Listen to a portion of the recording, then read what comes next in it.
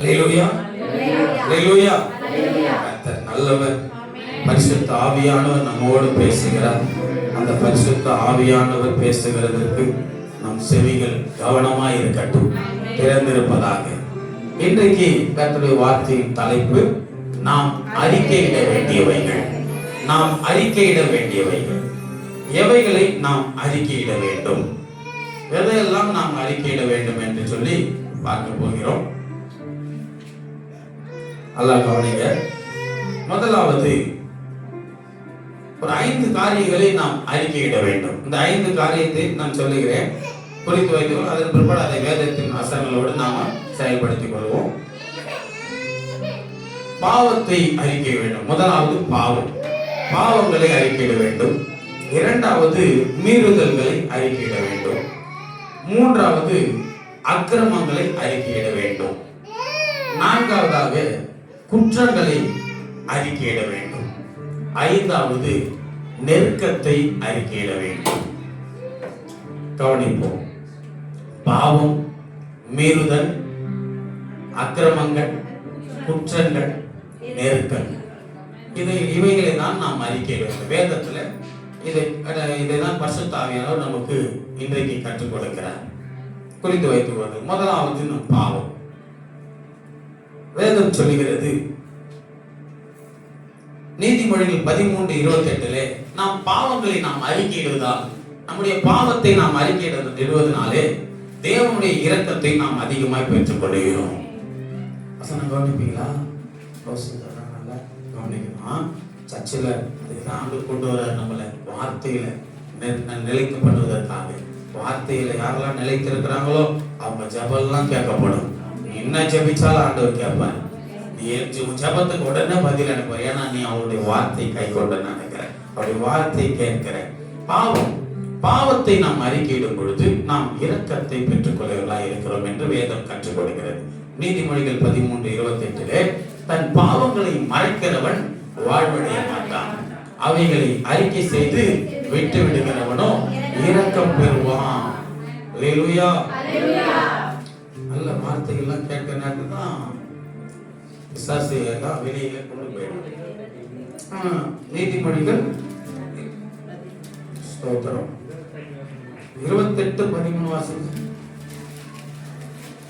Jesus. நீதிமொழிகள் 28.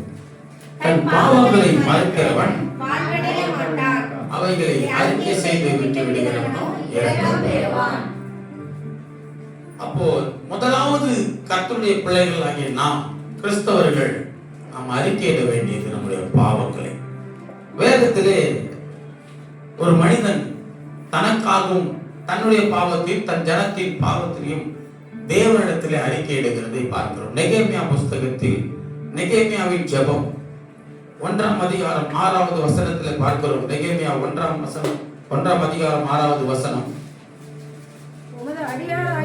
உமது அடியாராகிய இஸ்ரவேல் புத்திரருக்காக இன்று இரவும் பகலும் உமக்கு முன்பாக மன்றாடி இஸ்ரவேல் புத்திரராகிய நாங்கள் உமக்கு விரோதமாக செய்த பாவங்களை அறிக்கையிடுகிற ஜெபத்தை கேட்கிறதற்கும் உம்முடைய செவி கவனித்தும் உம்முடைய கண்கள் திறந்தும் இருப்பதாக நானும் என் தகப்பன் வீட்டாரும் பாவம் செய்தோம். என்ன செய்தோம்? பாவம் செய்தோம். நாம் பாவம் செய்தோம், பாவம் செய்து விட்டோம். இப்பொழுது அந்த பாவத்தை நம் தேவனாகிய கர்த்தரிடத்திலே அறிக்கையிடுகிறோம். அறிக்கையிடும் பொழுது அப்படிதான் அழகா ஜெபிக்கிறார் பாருங்க. நெகேமியா என்ன அந்த ஜெபிக்கிறதுக்கு முன்னாடி பாருங்க, அவர் என்ன ஆதங்கனா எருசலேமின் அலங்கம் கட்டப்படாமல், எருசலேமின் மதில்கள் இடிக்கப்பட்டிருக்கிறது. இன்னைக்கு நிறைய பேருடைய வீடு ஆசீர்வாதம் இல்லாமல் இருக்கிறது. நிறைய பேருடைய வீடு கட்டப்படாமல் இருக்கிறது. நிறைய பேருடைய வீடு, குடும்பம் இடிக்கப்பட்ட நிலையில் இருக்கிறது. இப்படிப்பட்ட நேரத்திலே இடிக்கப்பட்ட உன் வீடு, உன் குடும்பம் திரும்பவும் கட்டப்பட வேண்டுமானால் நம்முடைய பாவங்களை நாம் அறிக்கையிட வேண்டும். நம்முடைய பாவங்களை நாம் அறிக்கையிடும் பொழுது திரும்பவும் கட்டப்படும், திரும்பவும் கட்டப்படும். அழகா பார்க்கிறோம். நெகேமியா புத்தகத்தை நீங்க வீட்டுல போய் உட்கார்ந்து முடியாது, நமக்கு நேரம் குறைவா இருக்கிறது. யூடியூப் சேனல்ல நம்ம அதிகமா வார்த்தை போட முடியாது, நம்ம நேரம் பேச முடியாது. கவனிங்க, நெகேமியா ஜெபிக்கிறார், தன் ஜனங்களுடைய பாவங்களை அறிக்கையிட்டு ஜெபிக்கிறார். ஆண்டவரே, நானும் என் தகப்பன் வீட்டாரும் நாங்களும் ஜனமும் பாவம் செய்து விட்டோம், இந்த பாவங்கள் எங்களை விட்டு நீங்கும், பாவங்களை அறிக்கையிடுகிறோம், எங்கள் பாவங்களை அறிக்கையிட்டு ஜெபிக்கிறோம். ஜெபித்தார், அறிக்கையிட்டார். அவர் நினைத்தபடியே எருசலேமின் அலங்கத்தை கட்டி முடித்தார். கட்டப்பட்டிருந்தது. அதை கட்டுவதற்காக ஜனங்கள் எல்லாம் முன்வந்து உதவிகளை செய்தார்கள். அநேகர் உதவிகளை செய்ய முன்வந்தார்கள். இன்றைக்கு நம்முடைய வாழ்க்கையிலும் பாவங்கள் அறிக்கையிடப்படும் பொழுது தேவனுடைய இரக்கம் நம்மளுக்கு கிடைக்கும். அந்த ராஜாவின் கண்கள்ல இரக்கம் கிடைச்சது நெகேமியாவுக்கு. ராஜாவுடைய கண்கள்ல இரக்கம், ராஜாவுடைய கண்கள்ல தயவு. தேவனுடைய இரக்கம் அநேகருடைய தயவை நமக்கு கிடைக்க பண்ணும். ஜனங்கள் எல்லாம் இறங்கி கொடுக்கறாங்க, நாங்க தரோம், நாங்க உதவுறோம், நாங்களும் கூட நிக்கிறோம், எல்லாரும் ஒருமனப்படுறாங்க. இன்றைக்கு நம்முடைய பாவமே ஆசீர்வாதத்துக்கு தடையா இருக்கிறது. நம்முடைய பாவங்களே நம்முடைய குடும்பம் கட்டப்படாததற்கு தடையா இருக்கிறது. நம்முடைய வீடு பாழாய் கிடக்கிறதுக்கு தடையா இருக்கிறது. நம்முடைய வீடு ஆசீர்வாதமா இல்லாததுக்கு தடையா இருக்கிறது நம்முடைய பாவங்கள். நம்முடைய பாவங்களை நாம் அறிக்கையிட்டால் நிச்சயமா இரக்கம் பெறுவோம். வேதத்தில் அநேக இடங்களை பார்க்கிறோம் பாவம். மத்தேயு 3:6 யோவான் ஸ்நானகன் தேவனுடைய ராஜ்யத்தின் சுவிசேஷத்தை சொல்லும் பொழுது அந்த தேவனுடைய ராஜ்யத்தின் சுவிசேஷத்தை கேட்ட ஜனங்கள் எல்லாரும் கர்த்தருடைய வார்த்தை, பரலோக ராஜ்யத்தின் சுவிசேஷம் அறிவிக்கப்படுகிறது, மனம் திரும்புதலுக்கான சுவிசேஷம் அறிவிக்கப்படுகிற வேளையிலே ஜனங்கள் எல்லாம் என்ன செய்யறாங்க பாருங்க, தங்கள் பாவங்களை அறிக்கையிட்டு இன்னைக்கு ஞானஸ்தானம் பெற கூட்டத்தை பார்க்கிறோம். ஞானஸ்தானம் எடுத்துறாங்க, நிறைய பேரு சும்மா ஞானஸ்தானம் எடுத்துறாங்க, ஏதோ சொல்றாங்களேன்னு எடுத்துறாங்க, வயசாயிடுச்சுன்னு எடுத்துறாங்க, ஆண்டு வருகையில போனோன்னு எடுத்துறாங்க, ஆதங்கத்தில் எடுத்துறாங்க, ஆவேசப்பட்டு எடுத்துருவாங்க ஞானஸ்தானம். ஆனா ஞானஸ்தானம் எப்படி எடுக்கணும்னு சொல்லிக்குது, தங்கள் பாவங்களை அறிக்கையிட்டு. ஞானம் பிளஸ் ஸ்நானம், அதனால்தான் ஞான ஸ்நானம் பேரு வச்சேன். ஸ்நானம்னா முழுகுதல், ஞானம், ஞானம் ஸ்நானம். அப்ப ஞானம் வந்த பிற்பாடு எடுக்கிறது தான் ஸ்நானம். ஒரு மனுஷன் எப்ப ஞானஸ்நானம் எடுக்கணும் தெரியுமா, தன்னுடைய பாவங்களை உணர்ந்து, ஐயோ நான் பாவியா இருக்கிறேன், நான் பாவியா இருந்தால் பரலோகம் போக முடியாது, இயேசு கிறிஸ்து என் பாவங்களுக்காக ரத்தம் சிந்தினார், இயேசு கிறிஸ்து என் பாவத்துக்காக மரித்தார், இயேசு கிறிஸ்து எனக்காக ஒரு நித்திய ஜீவனை ஆயத்தம் பண்ணி வச்சிருக்கிறார், நான் அந்த நித்திய ஜீவன்ல பங்கடைய வேண்டும் என்றார். பாவியா இருக்கிற நான் பாவத்திற்கு மரித்து இயேசு கிறிஸ்துவுக்குள்ளாய் நீதியிலே பிழைத்து நான் ஞானஸ்தானம் பெற்றால் தான் பரலோக ராஜ்யத்திற்கு போக முடியும், தேவனுடைய ராஜ்யத்தில் பிரவேசிக்க முடியும் என்ற அந்த ஞானம் அடைந்த பிற்பாடு எடுக்கணும். இனி பாவம் செய்ய மாட்டேன் என்ற தீர்மானம் பண்ணி எடுக்கணும். நம்முடைய பாவங்களை அறிக்கையிட்டு எடுக்கணும் ஞானஸ்தானம். இன்னைக்கு ஞானஸ்தானம் எடுத்துட்டு கூட நிறைய பிள்ளைங்க என்ன பண்றாங்க, நிறைய பேர் இன்னும் பாவத்தில் ஜீவிக்கிறாங்க. ஞானஸ்தானம் எடுத்துட்டோம், இன்னும் பாவத்தில் ஜீவிக்கிறார்கள். இப்படிப்பட்ட அவர்களை பார்த்துதான் வசனம் நமக்கு சொல்லுகிற தெளிவாக கற்றுக் கொடுக்கிறது, நீங்கள் உங்கள் பாவங்களை அறிக்கையிடுங்கள், அப்பொழுது கட்டப்படுவீர்கள், அப்பொழுது நீங்கள் கர்த்தருக்குள்ளே எல்லா தைரியம் எல்லா நன்மையும் பெற்றுக்கொள்ள முடியும். 2 3வது ஒரு வசனம் இருக்கு, 1 யோவான் 9 1ஆம் அதிகாரம் 9ஆம் வசனம் வாசி. 1 யோவான் 1:9 பாவத்தை அறிக்கையிடும் பொழுது இரக்கம், கட்டப்படுதல். நம்முடைய பாவங்களை நாம் அறிக்கையிட்டால் பாவங்களை நமக்கு மன்னித்து எல்லா அநியாயத்தையும் நீக்கி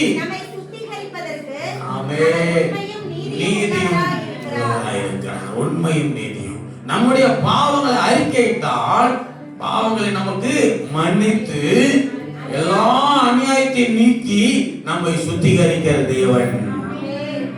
நம்ம பாவத்தை அறிக்கையிடும் பொழுது அது நமக்கு மன்னிக்கப்படும், மன்னிக்கப்பட்டு எல்லாவற்றையும் நம்ம சுத்திகரிப்பார் ஆண்டவர். அவருடைய உண்மையிலும் நீதியிலும் நம்ம சுத்திகரித்து எல்லா அநியாயத்தை நீக்கி நம்மளை சுத்திகரிக்கிறவரா இருப்பார். உன்னில் அநியாயம் காணப்படுவதில்லை. பாவத்தை அறிக்கையிட்ட பிற்பாடு அந்த பாவம் மன்னிக்கப்படுகிறது. மன்னிக்கப்பட்ட பிற்பாடு உன்னில் அநியாயம் காணப்படுவதில்லை. நீ அநியாயம் செய்வதில்லை. யாருக்கும் எந்த அநியாயமும் செய்ய மாட்டாய். நல்லா கவனிங்க. இன்றைக்கு மனிதர்கள் பூமியில கிறிஸ்தவர்கள், கிறிஸ்துவை உடையவர்கள் எப்படி வாழ்கிறார்கள் என்று சொன்னால், ஒருவருக்கு ஒருவர் விட்டு கொடுத்து நன்மை செய்து வாழ்கிறவர்களாய் அல்ல. இடத்துக்காக, நிலத்திற்காக, வீடு கட்டுகிற அந்த மனைக்காக, வீடு கட்டுறது காரியங்களுக்காக சண்டையிட்டுக் கொள்கிறார்கள். எப்படி சண்டை பண்ணி கொள்கிறார்கள். கடந்த நாட்களில் சில செய்திகளை நான் சில இடத்துல கேள்விப்பட்டேன் என்னோட உறவுகளுக்குள்ள.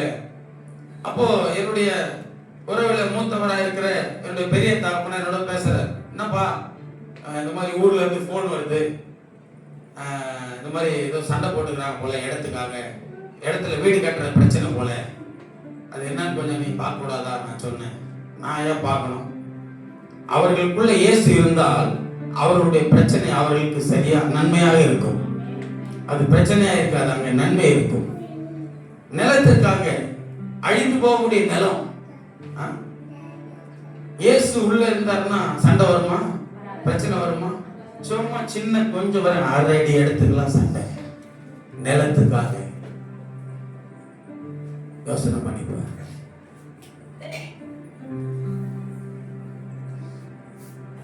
ஒரு மனுஷன் ஒரு வேப்புக்காக சொல்ற, ஒரு ஊழியக்கார பிரசங்கம் பண்ற, ஒரு மறித்து போன ஒரு மனிதன் அடக்கம் பண்ற இடத்துல பிரசங்கம் பண்ற, அந்த சமூக வலைத்தளத்துல கூட அது இருக்கு, யூடியூப்ல வந்து பார்த்தேன்.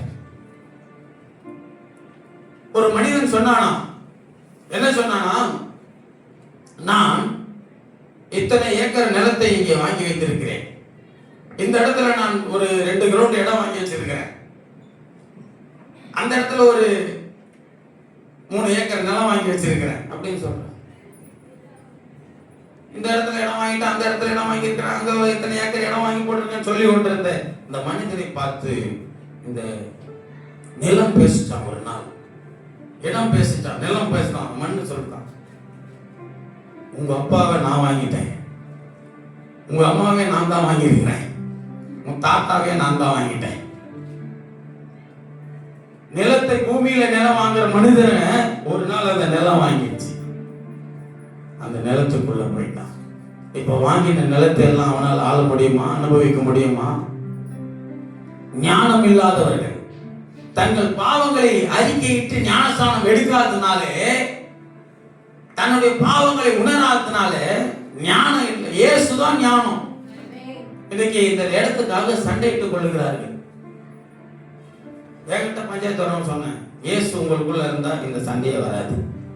இந்த அழிந்து போற நிலத்துக்காக நீங்க என்ன பண்ண மாட்டீங்க? சண்டையிட்டுக் கொள்ள மாட்டீங்க. என் தகப்பனாட்டத்தில் சொன்னேன், விடுங்க பெரியப்பா, போட்டேன் எப்படின்னா சண்டை, நம்ம சொல்லி அவங்க கேட்க போறது இல்லை. ஏன்னா அவங்களுக்குள்ள சத்தியம் இல்லை. சத்தியம் இருந்தாலும் சில பேர் சத்தியத்தை கீழ்ப்படிக்கணும்னு உணர்வு வரல, சத்தியத்துக்கு மாறா நடக்கணும்னு தான் நினைக்கிறாங்க.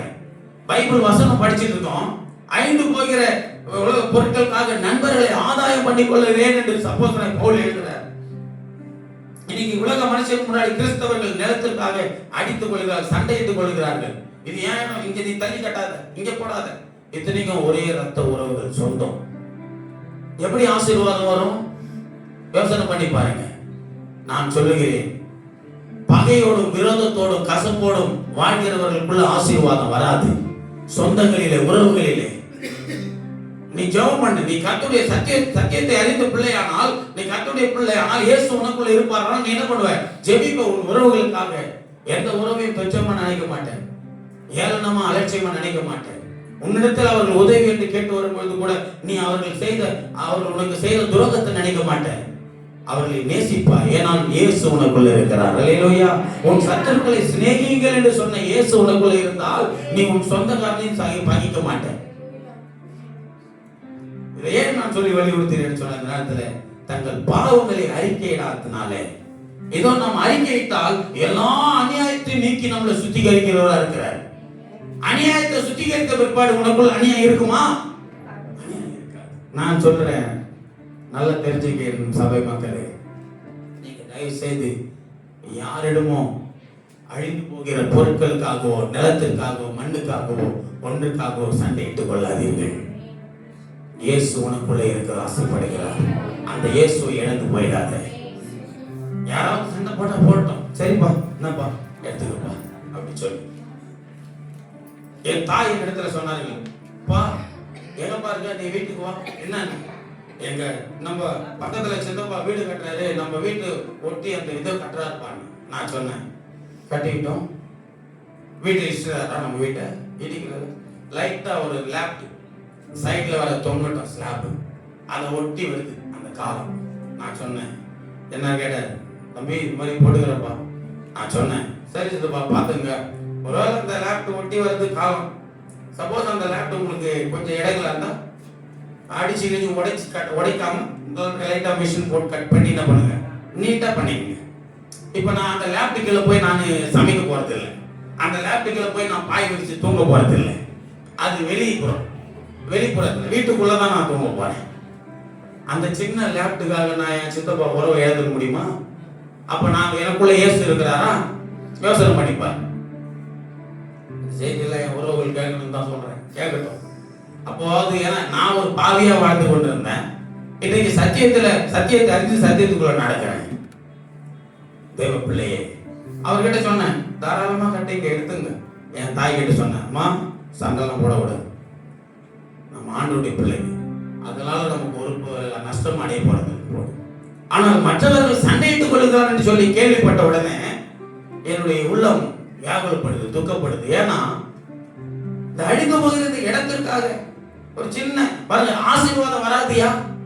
நீ சண்டை போட்டீங்கன்னா ஆசீர்வாதம் வராது உனக்கு. இயேசுவும் கூட இருக்க மாட்டார். இடத்துக்காக வீட்டுக்காக நீ சண்டை போட்டுக்கிட்டீங்கன்னா, உறவை அந்த நல்ல உறவை நீ இழந்து போனீங்கன்னா, அன்பை கிறிஸ்துவின் அன்பை இழந்து போனா உனக்கு ஆசீர்வாதம் வராது. நீ ஆசீர்வாதமா வாழ முடியாது. சத்தியம் வசனம் சொல்லுது,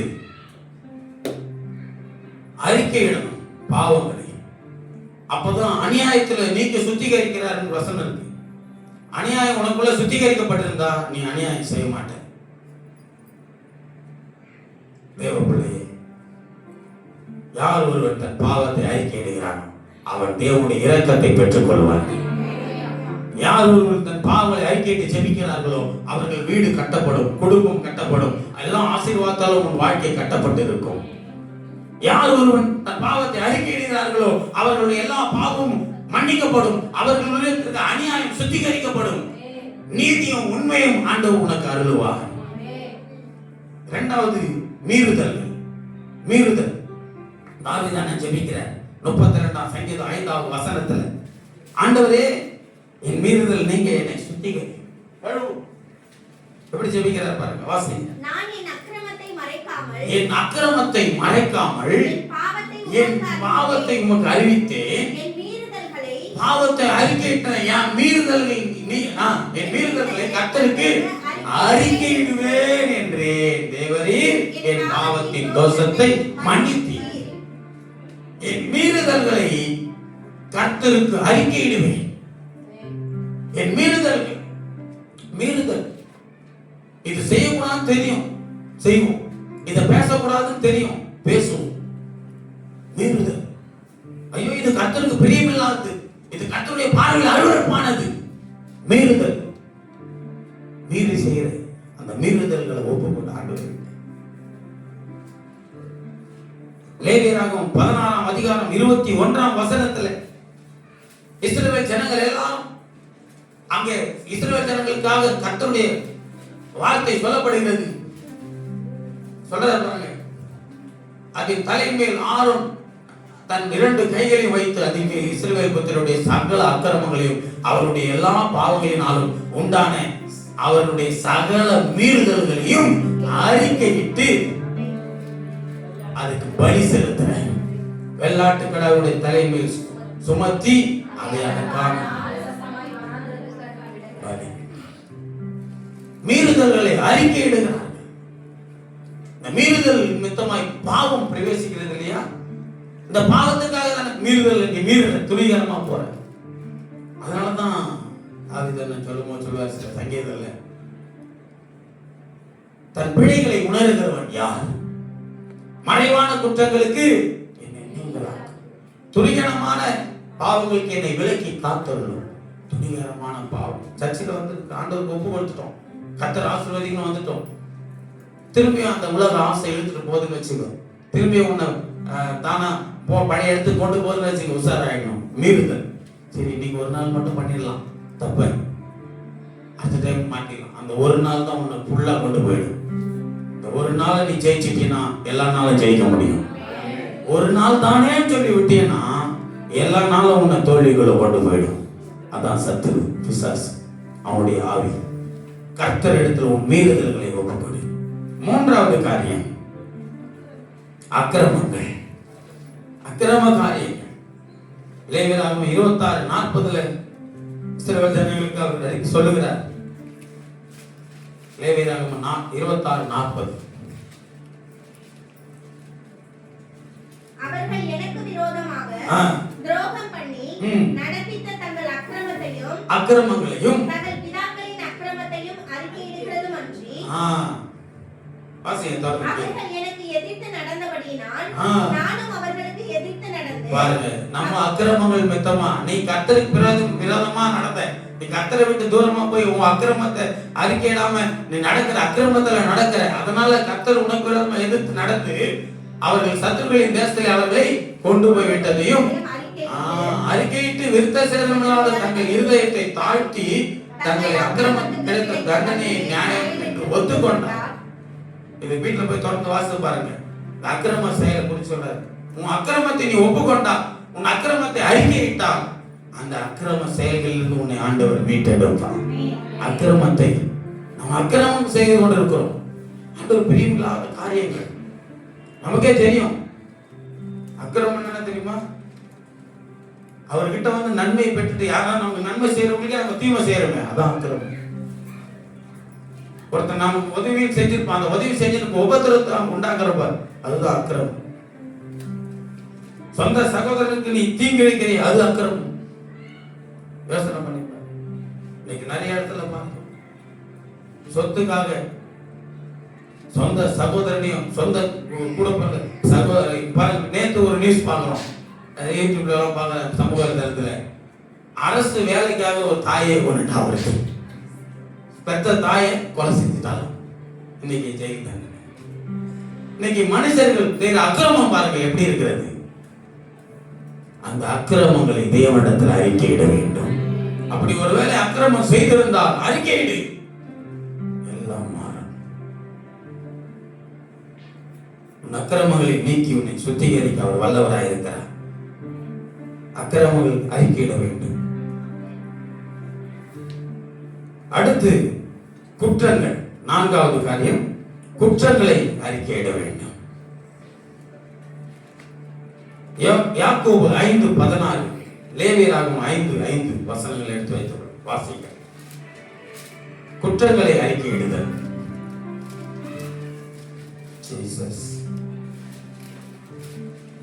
நாம் நம்முடைய குற்றங்களை அறிக்கையிட்டால் நீங்கள் சொஸ்தம் அடையும்படிக்கு உங்கள் குற்றங்களை ஒருவருக்கு ஒருவர் அறிக்கையிட்டு ஒருவருக்காக ஒருவர் ஜெபம் பண்ணுங்கள். நீதிமான் செய்யும் ஊக்கமான வேண்டுதல் மிகவும் பலனுள்ளதாயிருக்கிறது.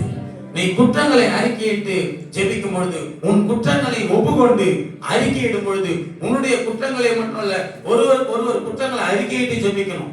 டேய் தம்பி, நான் உனக்கு விரோதமா பேசிட்டேன்டா, உன்னை அடிச்சிட்டேன்டா, உனக்கு விரோதமா செஞ்சுட்டேன்டா, மன்னிச்சிடா, ஏற்றுக்கும். ஒருவர் சந்தித்து என்ன பண்ணணும்? குற்றங்கள் அறிக்கையிட்டுக் கொள்ளணும். அதனால்தான் ஆண்டவரே எங்களுக்கு ஜெபத்தை கற்றுக் கொடுன்னு சொல்லி சீசர்கள் கேட்டபோது அவர் சொன்னார், நீர் எங்கள் குற்றங்களை மன்னிக்கிறது போல நாங்கள் உங்கள் பிறருடைய குற்றங்களை மன்னிக்கிறோம். நீர் எங்களுக்கு மன்னிக்கிறது போல நாங்கள் எங்கள் கடனாளிகள் மன்னிக்கிறோம். குற்றத்தை மன்னிக்கணும். ஒரு ராஜா இருந்தார். அந்த ராஜாவிடத்திலே சில பேர் கடன் பட்டிருந்தார்கள். அவரிடத்தில் கடனாக பணத்தை பெற்றுக் கொண்டிருந்தார்கள். கொடுத்தவர்கள் வந்து கொடுக்கிறவர்கள்லாம் கொடுத்துட்டே இருக்கிறாங்க. ராஜா ஒரு நாள் கணக்கு புத்தகத்தை எடுத்து பார்க்கிறாரு. என்னிடத்துல பணம் வாங்கினவங்க எல்லாம் கரெக்டா செலுத்துறாங்களா, கடன் பெற்றவங்க கடனை திருப்பி கரெக்டா கொடுக்கறானா பார்த்தா எல்லாரும் பாருங்க, இவன் கொஞ்சம் கொடுத்துட்டான், இவன் கொடுத்துட்டான். இந்த ஆளு என்னப்பா கொடுக்கவே இல்லை, வரவே இல்லை, கொடுக்கவே இல்லை, எங்க இருக்கிற அவனை பிடிச்சிட்டு வாங்க. அவனை தூக்கிட்டு வந்தாங்க. அந்த ராஜா இடத்துல கொண்டு வந்து விட்டவன அவன் சொன்னான், ராஜாவே என்னை மன்னித்து விடுங்கள், உங்களிடத்துல கடன் பெற்று விட்டேன், கடன் வாங்கிட்டேன், ஆனால் அந்த கடனை இப்ப கொடுக்க முடியாத திராணி இல்லாம நிக்கிறப்பா, என்னால கடனை கொடுக்க முடியல, கொஞ்சம் பொறுமையா இருங்க, எப்படியாவது உங்க கடனை தீர்த்தறேன், இந்த கடனை உங்ககிட்ட கொடுக்கிற அளவுக்கு எனக்கு திராணி இல்லை. அப்போ ராஜா பார்த்தார், ரொம்ப வேதனை அடைஞ்சார். சே, நம்ம ஊர்ல இருக்கிற நம்ம கிட்ட இருக்கிற ஒரு மனுஷன் நம்ம கிட்ட கடன் வாங்கின இவனால இந்த கடனை கொடுக்க முடியலையா?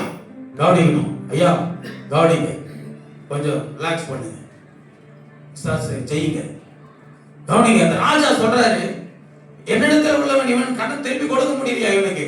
சரி பரவாயில்லப்பா, போ, உன்னால கடனை கொடுக்க முடியாத அளவுக்கு கஷ்டமா இல்லையா, என்கிட்ட வாங்கின கடனை கொடுக்க முடியல உன்னால, அதனால நீ வேதனைப்படாத, அதுக்காக எனக்கு மறைச்சு ஓடுற, அதுக்காக நீ பயந்து வாழ்ந்து நிற்கிற, கவலைப்படாத, இனிமேல் நீ கடனை கொடுக்க தேவையில்ல, உன் கடனை நான் மன்னிச்சுட்டேன், இந்த கடன் நீ கொடுக்க தேவையில்ல, ஃப்ரீயா போ, இனிமேல் நீ அதை குறித்து கவலைப்படாம வாழ், கலங்காம வாழ்ன்னு சொல்லி கடனை மன்னித்து அனுப்பினார்.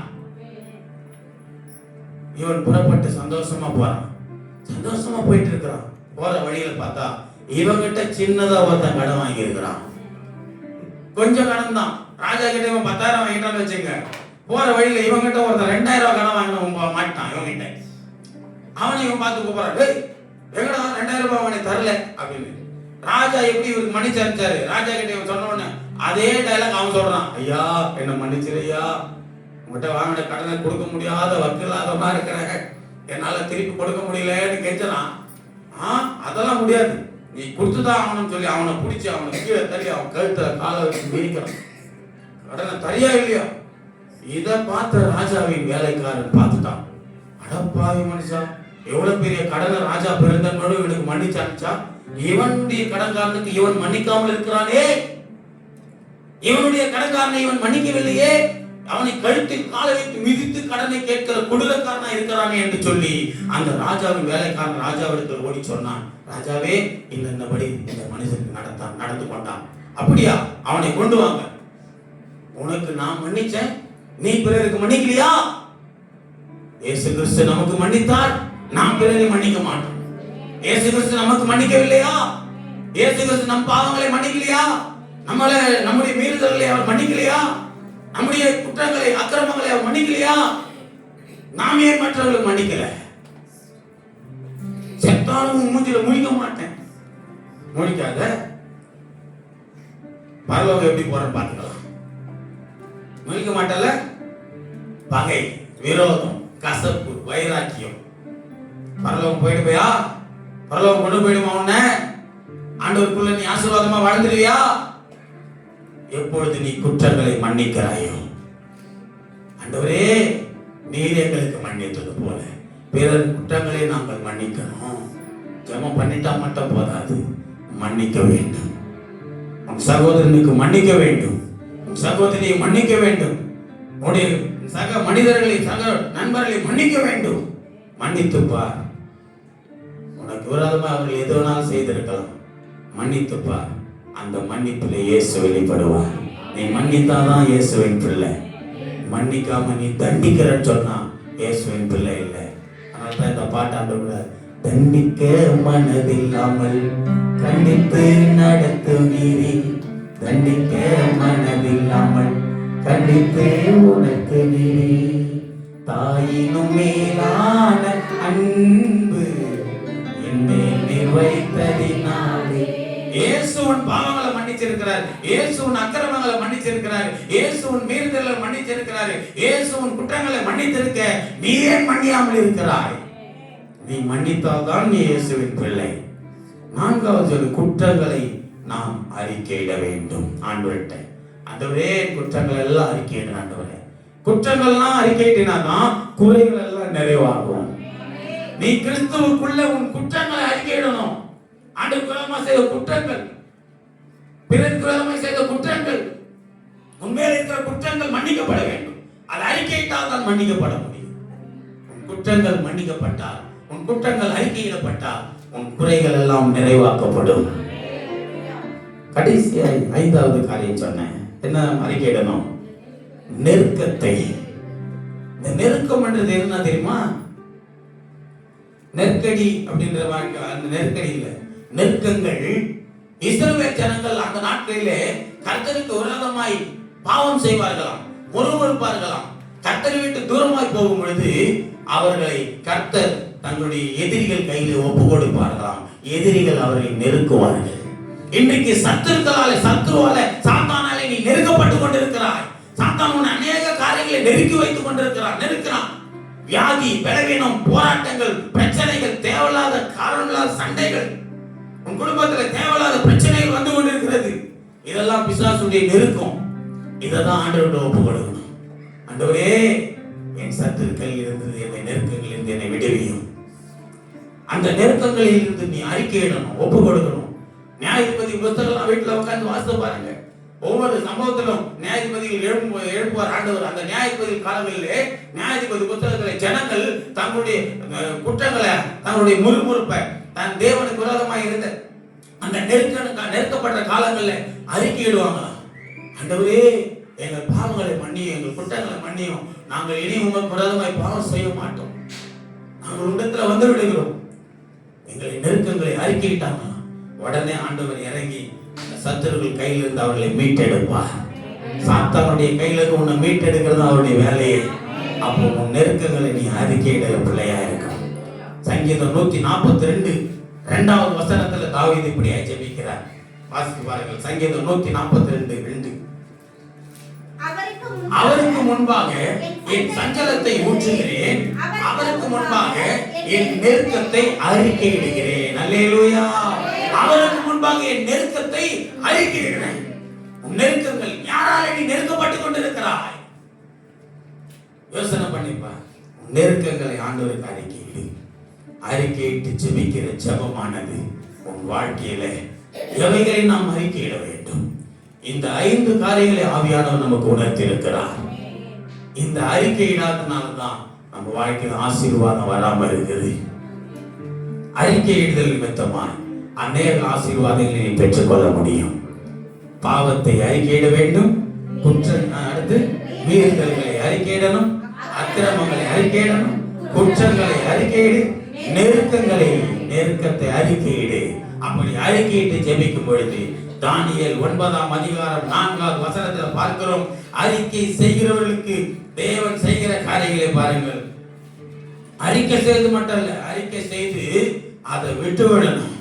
அறிக்கை செய்து அதை விட்டுட்டு திரும்ப அதை செய்யாமல் அவருடைய கற்பனைகளை நாம் கை கொள்ளும் பொழுது தானியேல் 9:4 ஜெபிக்கிறார் பாருங்க. அவருக்கு முன்பாக என் தேவனாகிய கர்த்தரை நோக்கி ஜெபம் பண்ணி பாவ அறிக்கை செய்து, ஆண்டவரே, உம்மில் அன்பு கூர்ந்து உம்முடைய கற்பனைகளை கை கொள்ளுவர்களுக்கு உடன்படிக்கையும் கிருபையும் காக்கிற மகத்துவம் பயங்கரமான தேவன். யாரெல்லாம் பாவங்களை அறிக்கையிட்டு, யாரெல்லாம் தங்களை அறிக்கையிட்டு, எல்லா காரியங்களும் அறிக்கையிட்டு ஆண்டவரிடத்துல அறிக்கையிட்டு அவருடைய கற்பனைகளில் அன்பு கூறுகிறாங்களோ, கை கொள்றாங்களோ, அவர்களுக்கு உடன்படிக்கையும் கிருபையும் காக்கிறவராயிருக்கிறார்.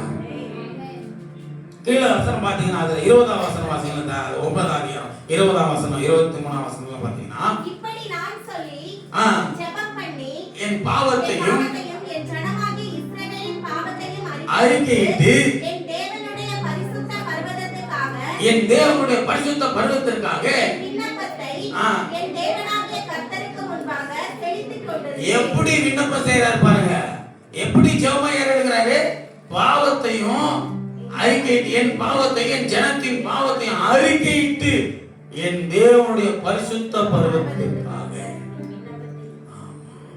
அந்த இடத்துல இருந்து உனக்கு விண்ணப்ப பரிசுத்த பர்வதத்திலிருந்து உனக்கு எல்லா நன்மையும் வருகிறது. அந்த பரிசுத்த பர்வதத்தை நோக்கி பார்ப்பதற்கு முன்பாக அவர் அறிக்கையிடுகிறார். ஜனத்தின் பாவங்களை, தன்னுடைய பாவங்களை அறிக்கையிட்டதுனால அவர் ஜெபம் பண்ணி கொண்டிருக்கிறார், ஜெபிக்கிறார். 23ஆம் வசனம் வாசி. இப்ப அங்க என்ன நடக்குதுன்னா, கீழ 23 22 வாசிங்க. அவன் எனக்கு தெளிவுண்டாக்கி என்னோட பேசி ஒரு தூதன் இறங்குறான். நீ அறிக்கையிட்டு ஜெபிப்பதனால ஒரு தூதனை ஆண்டவர் அனுப்புறாரு.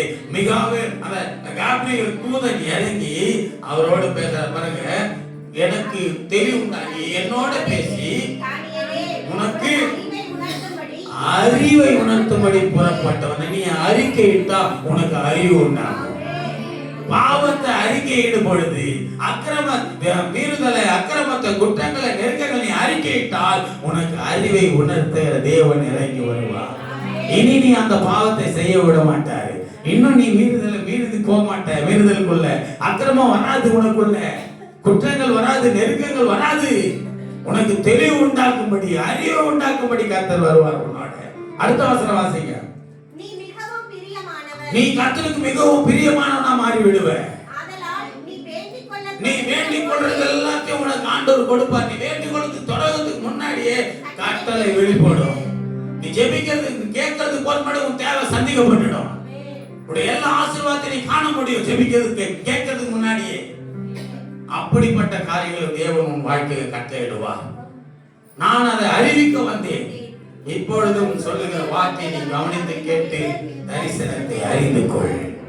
இந்த நாள்ல நீங்கள் அறிந்து கொள்ள வேண்டும். இதோ அறிக்கையிட்டால் நீ கட்டப்படுவாய். இரக்கம் பெற்றுக் கொள்ளப்படுவாய்.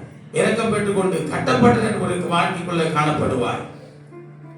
அடுத்து பாத்தீங்கன்னா நம்முடைய எல்லா அநியாயத்திலும் தீர்ந்து சுத்திகரிக்கப்பட்டு நீதியும் உண்மையும் நாம் பெற்றுக்கொள்ள முடியும். உன் ஜெபம் கேட்கப்படும். உனக்கு அறிவு உண்டாகும், தெளிவு உண்டாகும். உன் ஜெபம் கேட்கப்பட்டு நீ கர்த்தருக்கு மிகவும் பிரியமானவனாய் காணப்படுவாய். எல்லாரும் எழுந்து நின்று தேவ சமூகத்தில் ஆண்டவரே அறிவை பெற்று அடைந்து கொள்ள கர்த்தர் கிருபை தந்து வழி நடத்துங்க ராஜா. இயேசு கிறிஸ்துவின் நாமத்தில் ஒப்பு கொடுக்கிறேன். கர்த்தர் பொறுப்பெடுத்துக் கொள்ளுங்க. இயேசுவின் நாமத்தில் பிதாவே, ஆமென்.